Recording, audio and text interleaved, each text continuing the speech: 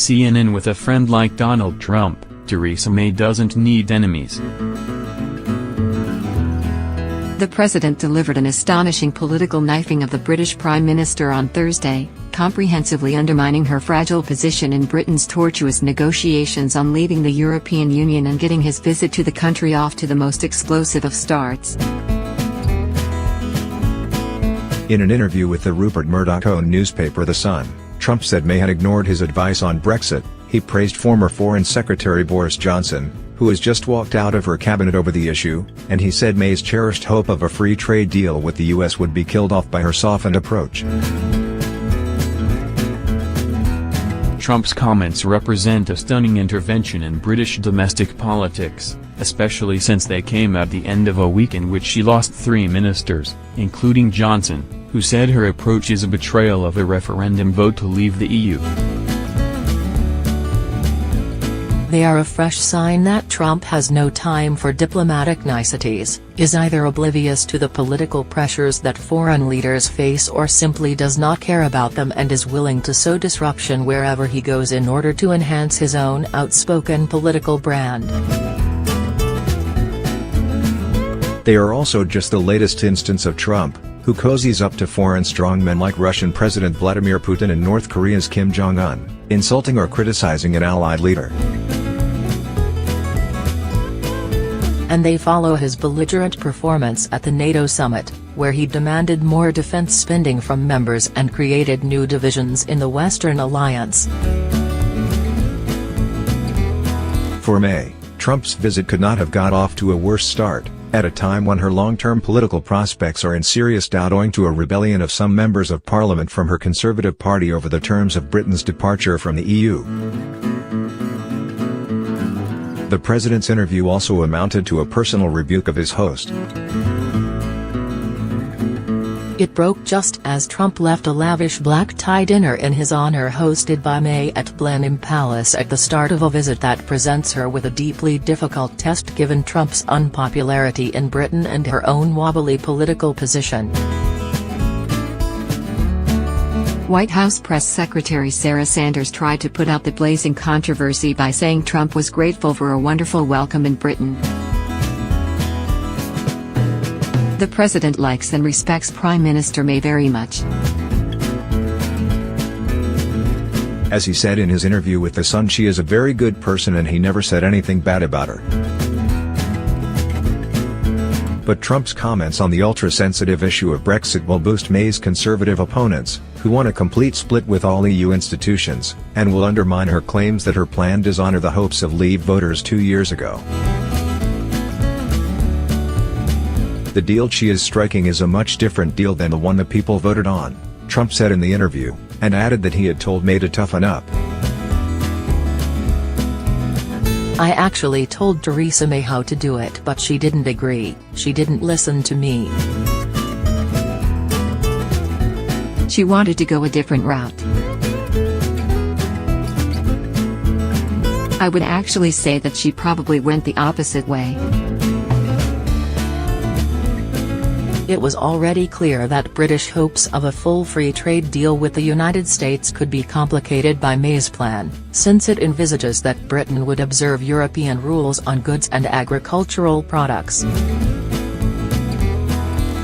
But Trump's frankness causes a huge problem for the Prime Minister, one that British officials will hope can be finessed when the two leaders meet Friday at Chequers, the Prime Minister's country residence west of London. In her remarks at the dinner on Thursday, May insisted a trade deal between the US and Britain was still possible, apparently oblivious that the president had already undercut her. As we prepare to leave the European Union, we have an unprecedented opportunity to do more, May said. It's an opportunity to reach a free trade agreement that creates jobs and growth here in the UK and right across the United States. May has tried hard to cultivate a good relationship with the wrecking ball president, in large part because Britain needs strong trading ties with the US more than ever now that it is leaving the EU. But she has paid a price, taking heavy criticism when she was seen holding hands with Trump at the White House in early 2017, hours before he announced a travel ban on residents of mainly Muslim-majority nations that sparked global outrage. Trump's comments may deepen his unpopularity in the country since they are likely to be seen as an unwanted intervention by a foreign leader in domestic politics. Thousands of people were already expected to flock to central London on Friday to protest his visit. The interview is unlikely to change many minds about Brexit, which has carved a deep divide in the electorate. But it might spark some sympathy for the embattled Prime Minister. Trump's endorsement of Johnson must be especially irksome to May. While being careful not to say Johnson should replace her, Trump said, "I'm just saying I think he would be a great prime minister. I think he's got what it takes, and I think he's got the right attitude to be a great prime minister." Trump's comments to The Sun were all the more surprising since he tried several times earlier on Thursday not to barge into the Brexit debate. "It's not for me to say what they should be doing in the UK," he said at a news conference at the NATO summit in Brussels, Belgium. His comments were published too late for much immediate political reaction. But the Mirror tabloid said the president had dealt May a crushing blow. The Times newspaper said Trump had savaged May's Brexit plan. Trump is not the first American president to get in hot water over comments about Brexit.